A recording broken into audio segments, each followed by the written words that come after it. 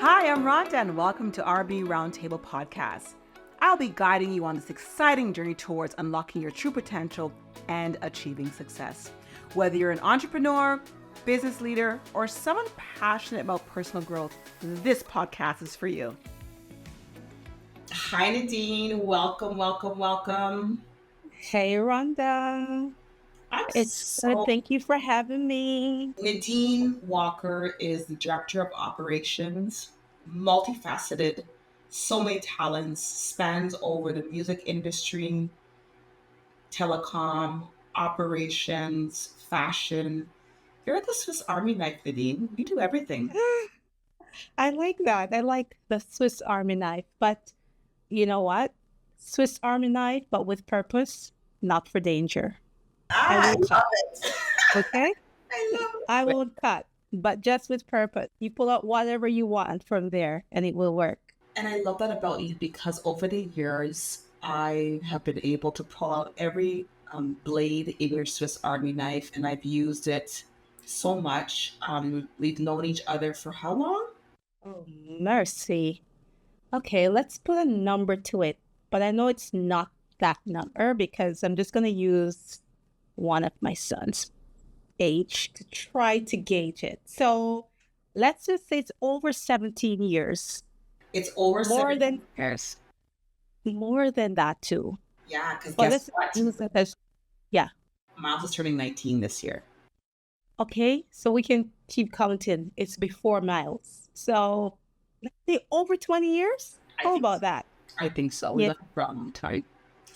And I can honestly tell you that you've done a phenomenal job of whenever I've called you to ask you to do for me, you've jumped on board and pulled out one of those tools that you have, and you've showed up every single time. And that's why I'm honored to have you as being my very first guest. I would have it no other way. Wow. And you know what? I could echo that back at you, Rhonda, that while you're pulling those tools, you're helping me sharpen them, getting them ready, even sometimes cleaning them. And if you look at the Swiss Army knife, there's not only blades that's in there. There is some things like corkscrew that you can open and you have to grind and dig down into it. Sure. So each time you pull on one of those, trust that things are happening. So sharpening, cleaning, or just sometimes pulling it just to see if it works. So that's what keeps our relationship in such a productive way that it grows.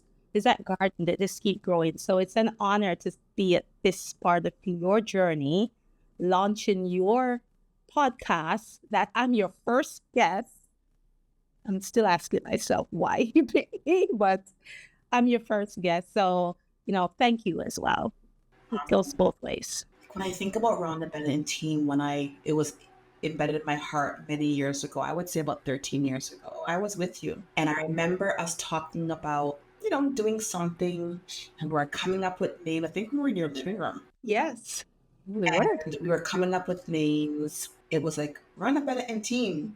And I laughed. And I'm like, who's my team?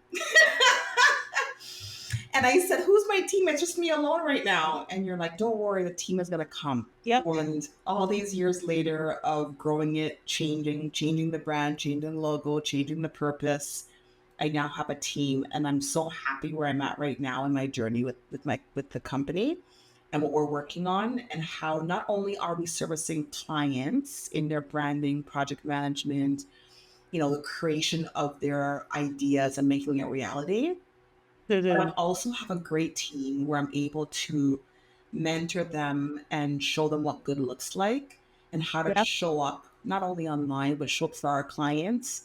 And so it's been a long journey, but I was patient. I was being groomed all these years as I came with all my ideas. And whenever I used to call you and talk to you, and you would impart me, and I would build my confidence back up again, and I would call you again the next month. And you were always there. So thank you. Yeah. Thank you. So let's talk. This is a relaxed, safe environment. It's the round table, right? It's the round table. Welcome to my round table. Okay, Rhonda, let's Round it up. That's up, right? So I want to know, let's tell the audience a little bit about you. What drives and motivates you to do what you do? Great question. So I'm driven. I'm driven towards purpose, but I consider myself, I would say, where people give themselves titles and I am a, and then they fill it in with something that's just sitting with, it's already there. I just like to keep it simple. I'm a creative. So when I say I consider myself as a creative, anything that gives me the opportunity to build, to create, to innovate, and we can throw out a lot of words to that because mixing in with corporate word, innovation, then build. There is coach, there is design, there is educate. There's even in this aspect, PowerPoint. You have to build it, you have to create it. And so for me, what drives me is just seeking after the opportunities that put me in that space to create, to be creative.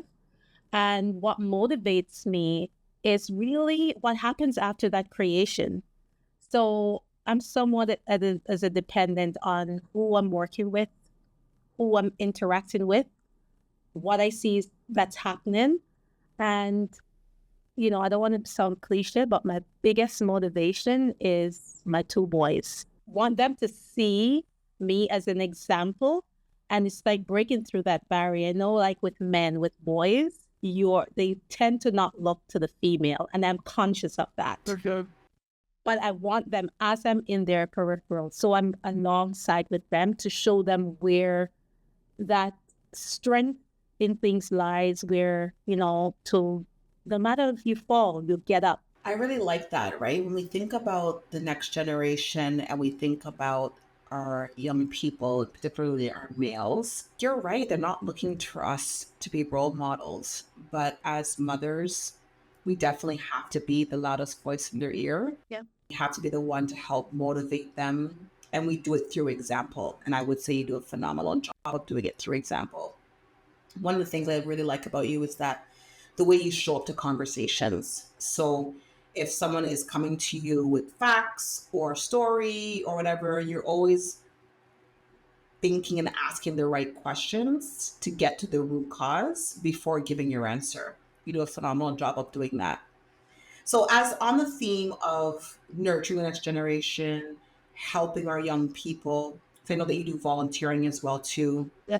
What is something that has been in the limelight that may have been a failure or a setback that you learned was actually a blessing in disguise? One thing I always go back to is like I try to create markers in my life. Like you would say, these are like day 1 marker or day 2.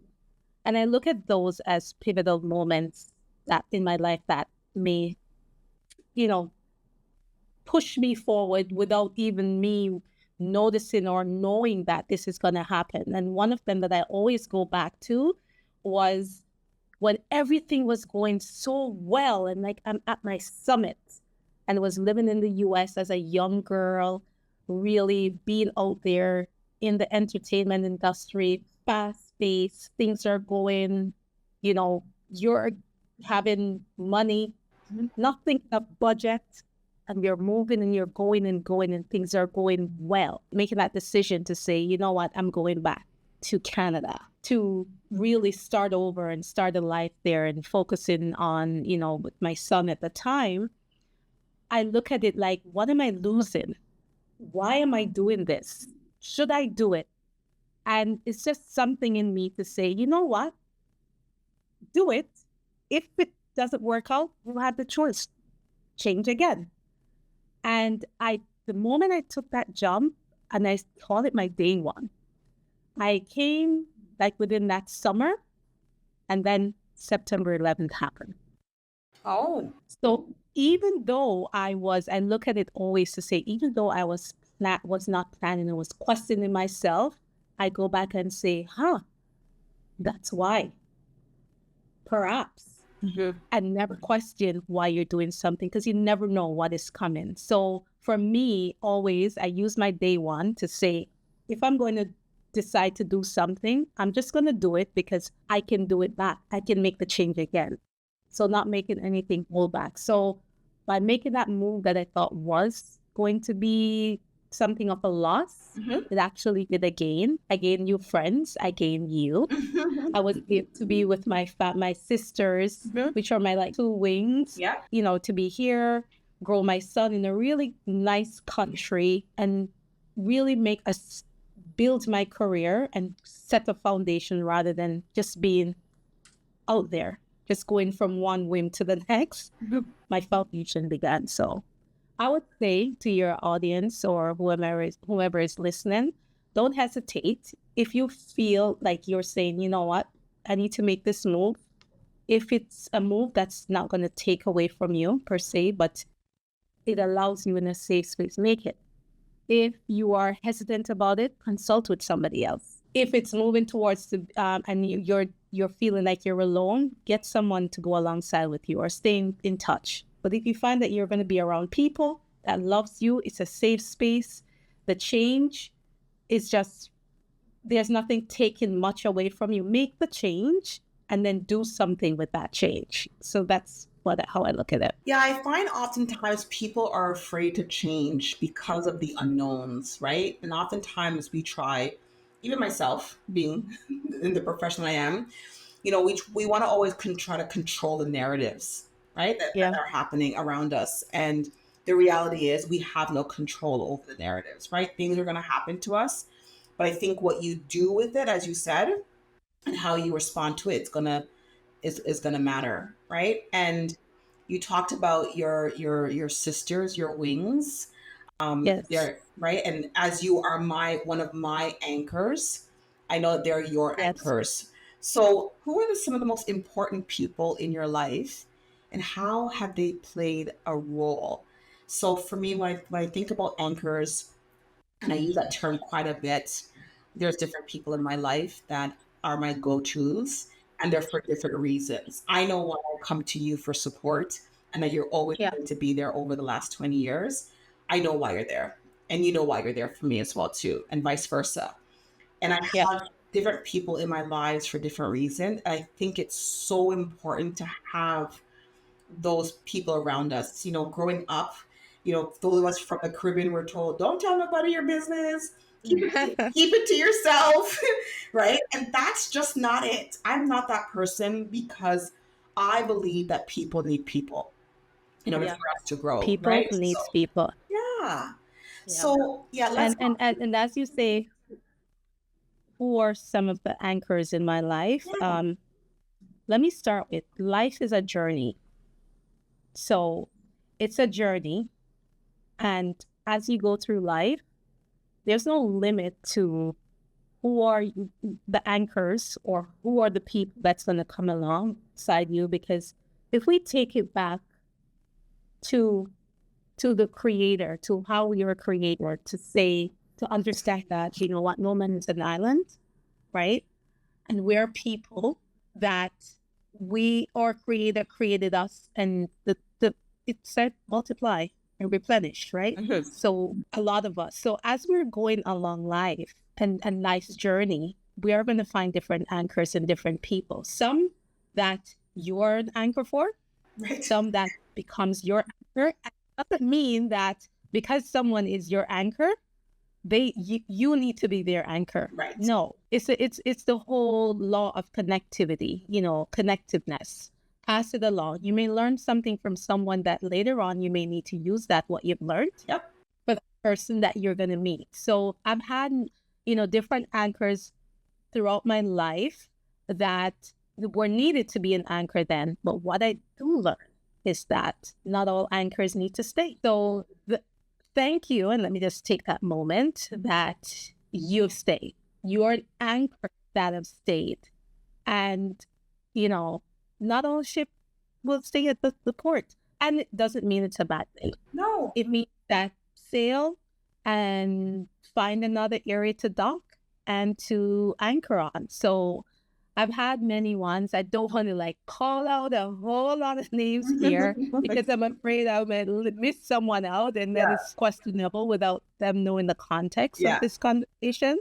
But I'll go back and I must say there are some anchors that are constant And I did mention my two sisters.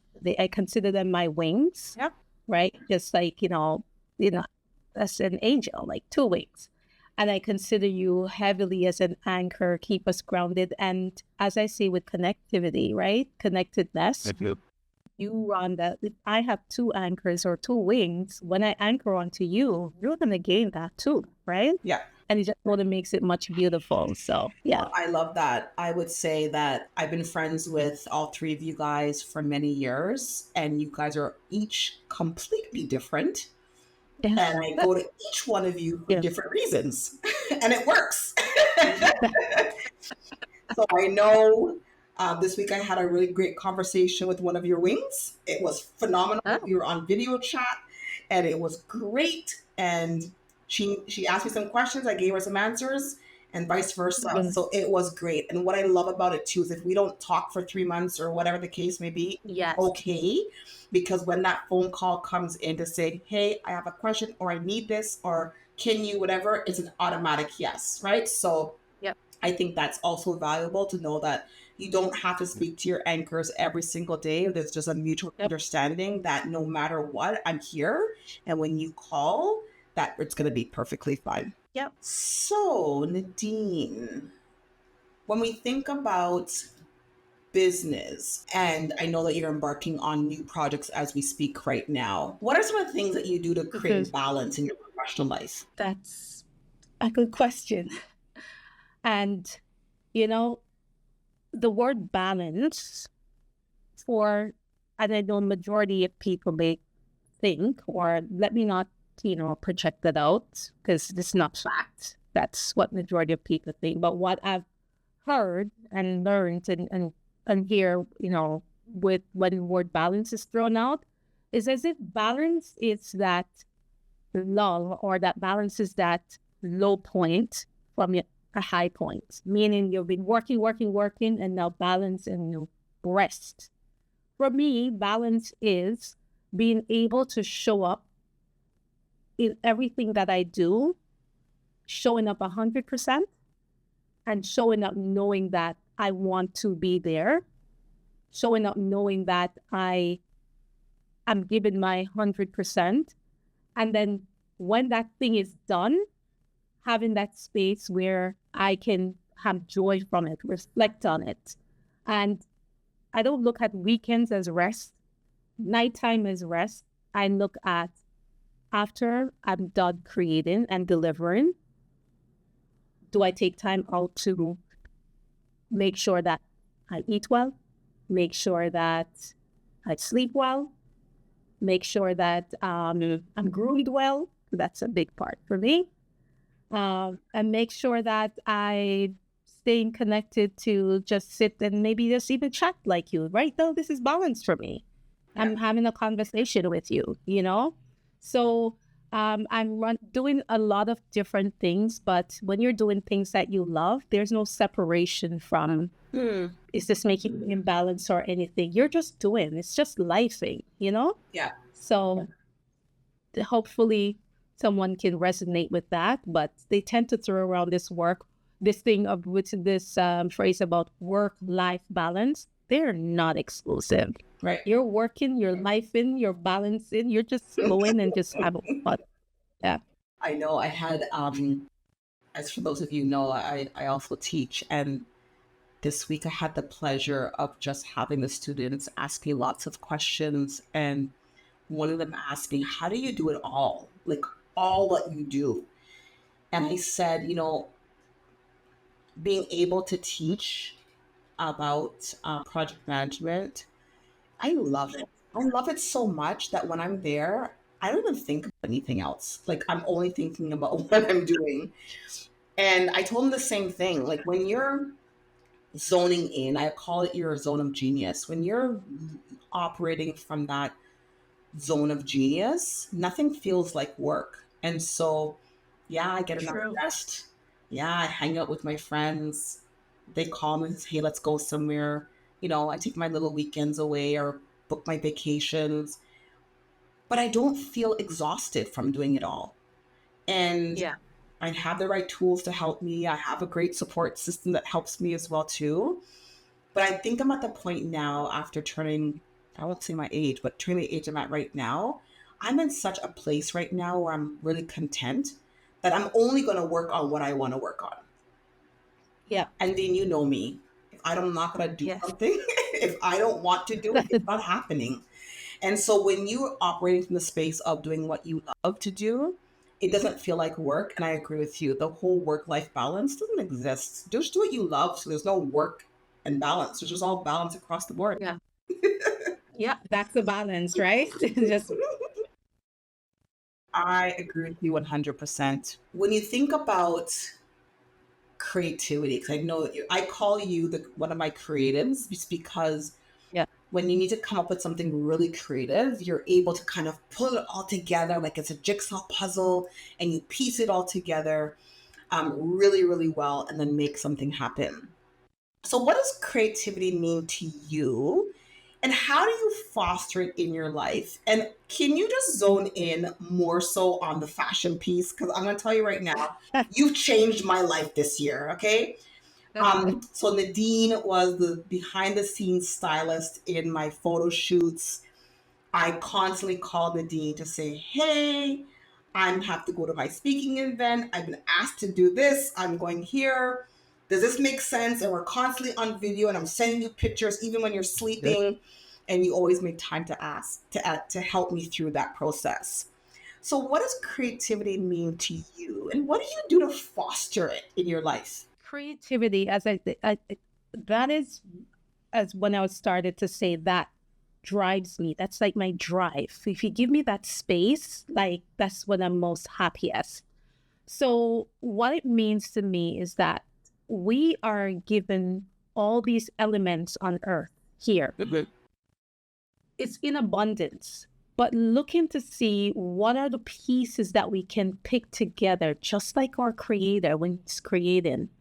What are the pieces that we can pick together to create from that? And it continues to evolve and evolve. So for me, I'll take it and I'll start with the fashion because you start with that.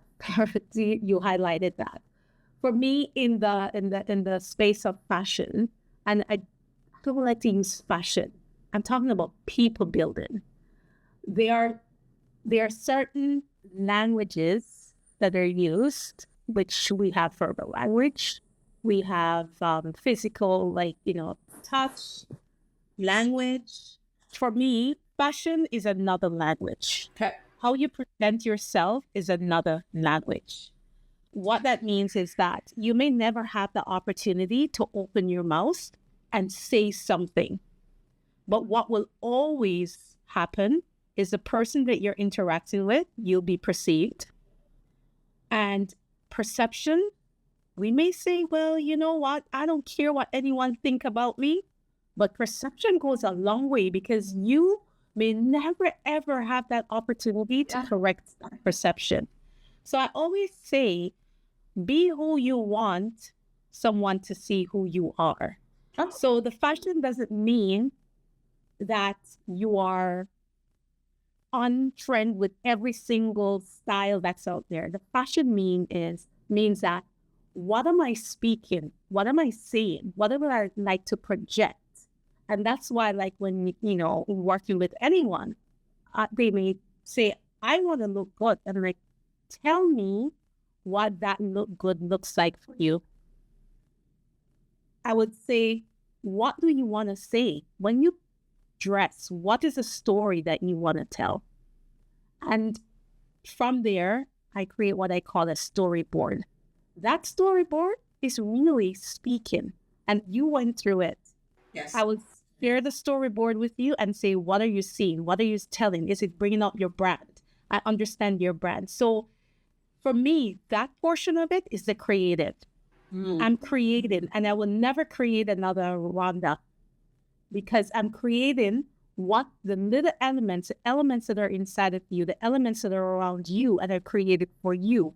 When I get to the next person, what I'm creating there is their elements that we have and working with their elements. And sometimes I throw in a little bit of mine, but I ask permission. What do you think? So that's creative to me, starting with something that's not there, but using what is existent to create something that is speaking the different languages for the person. So I'll take it, and just so so it doesn't create any confusion, let's take it now to a corporate setting. Let's take it to a project. And you're given a project to work with someone, and you're working on a project, and I won't even try to go into what you do, Rhonda, because I am not an expert there. But let's say a project that you need to present something. I'm certain you're going to be looking for, if I'm presenting to a client, I need to first understand what's their brand, what's the story they're trying to tell. And you're going to bring it out in color. You're going to bring it out in your slides that you're presenting, your PowerPoint slides. You're going to look at images that you're going to include in that PowerPoint slide, because you want it to speak to that customer, and you want it to speak to that client even after when you're not there. And you're going to be very deliberate to add your logo to it. So those are things you're creating. But from one client to the next, I'm certain their PowerPoint does not look the same. No. Am I right? That's correct. So that's what I call creative, being conscious of the elements around and creating them in such a way where it becomes personable, it becomes a brand. It speaks many languages and tells a story. You know what? I think, our team, we get on this high when we have our client, we're in that discovery call, they've given us all their details prior, and then we turn that camera on and we're showing them the first little bit of what can be possible for them. And to see their face light up, to see the branding, to see their thoughts on paper, because it's hard. It's hard for people who are not skilled or trained to put their thoughts on paper, let alone make it actually happen. And so we have a really good time. We always talk about it afterwards in our debrief of how the client reacted to what they saw, the words, the extra information they give us.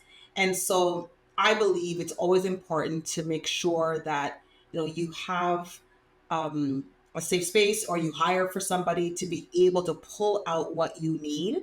Because I know that when you do that for me from a fashion perspective, I believe it was already in me, but I just didn't know how to pull it together or if it made sense. And also, guess what? It gave me confidence. I'm calling you less now. Don't you realize? Yes. And I'm looking at your stuff and saying, whoa, Rhonda, what's happening? I'm calling you less, my love. Yesterday, I went to a very big event with some very prominent people, and I didn't call you, and I knew that I was good. So thank you very much for that. Thank you so much. Nadine, as I wrap up the podcast itself, thank you so much.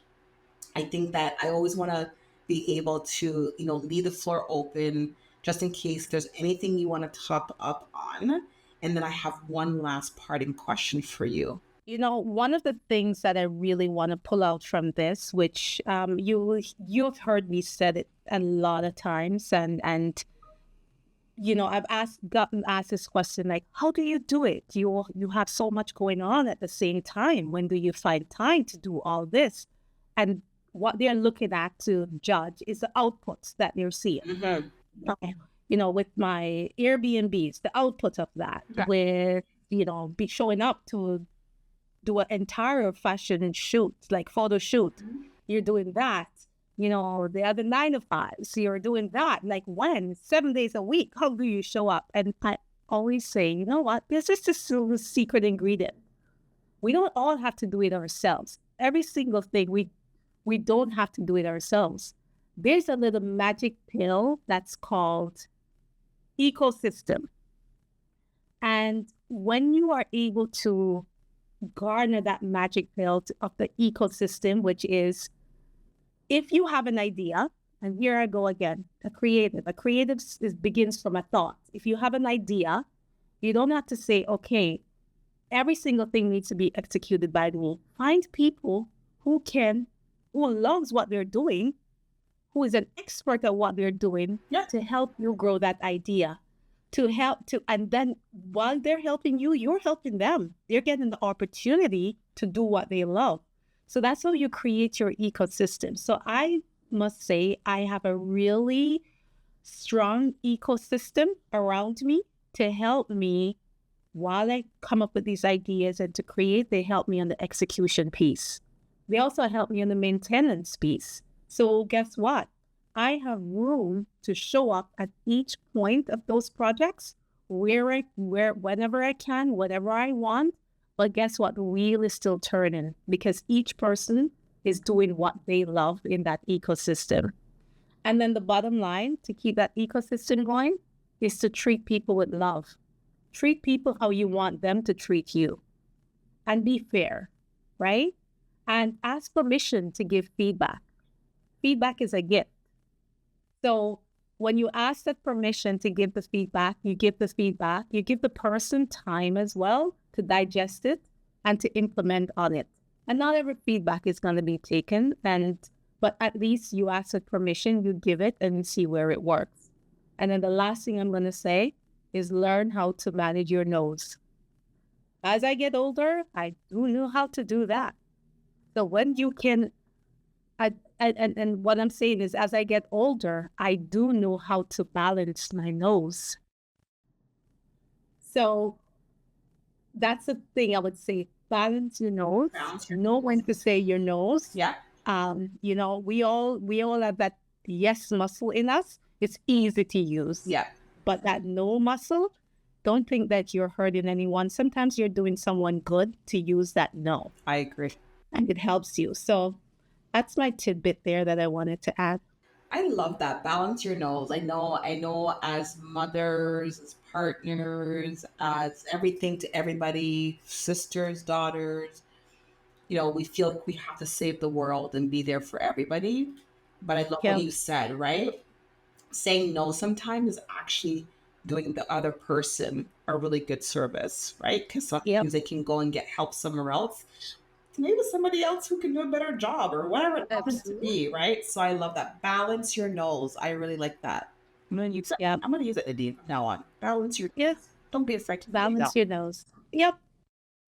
So my question that I'm going to be asking all of my guests, if there's one thing in the world that you can change, what would it be?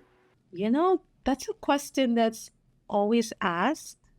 And I always hear that question, and Rhonda always say, there is nothing new under the sun. So no matter what we are saying that we want to set out to change, it has happened before, and it's going to happen again. But one thing I want to do and want to, in this world, I want to start with me first. I want to be that change.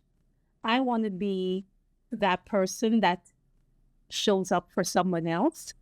And I want to make sure the change that I'm making, I remember once, two things that I've always heard, graveyards are filled with dreams. Mm-hmm. And the other thing is, the dash on the headstone, it may look small, but it carries weight.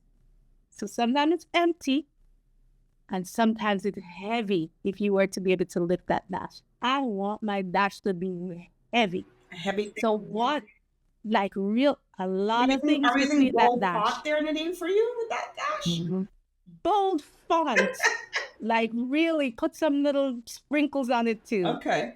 And with that, it comes, what would I like to change in this world? I look back to say, within my generation, within my family, this generation, mm-hmm. and the next generation to come, what would they be saying? Am I a reference to my generation, which is my children's children? Mm-hmm.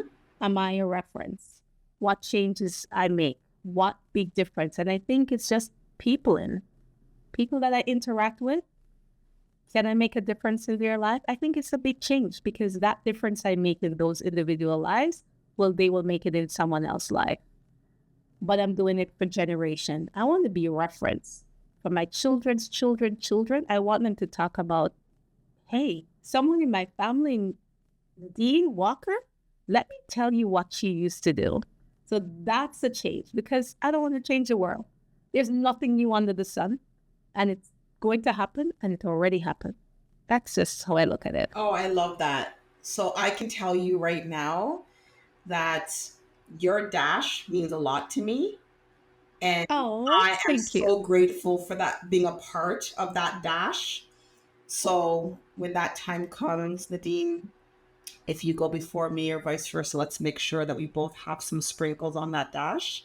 Yes. People are afraid about you talking about dying, but I'm not. At the end of the day, we I'm already not. know we're here for a short period of time. So Yep. let's there you go. Your dash, my dash will have it bold right Yes. between the Bold 19, fun. 19 whatever and the whatever, Yeah. whatever. We're not gonna tell people our age, but Bold fun. we'll be bold Yes. font. Thank you so much. And Rhonda, just in closing, just want to say that you're an inspiration. I always tell you, I'm like, Rhonda, as soon as I tell you, you do it. Like, no delay. That is what makes some big, bold fonts on Dash. When you make no delay. So if I say something to you, I say, Rhonda, this would be a good idea. You're like, okay, and it's done. Look at how when you're putting the podcast studio together. I'm talking to you and I'm like, what's going on there? And you're putting the room together, your office together, you're ordering. I'm like, there's no delay. So I really admire that in you, that you don't delay, you just make it happen. And I look at that and said, I need to apply some of that to me. No delay, just make it happen. Thank you. Living that urgent life. Thank you so much. The urgent life. I like that. Yeah, I appreciate you. Thank you so much for being my very, very first guest on my podcast. It was an honor having you here, my anchor. And I appreciate you so much. Thank you. Thank you for tuning in to Rhonda and Team's podcast. Don't forget to visit our website at www.rhondabennett.com for more resources, updates, and ways to connect with our amazing community. Until next time, keep striving for excellence and remember, your potential is limitless. Let's make it happen.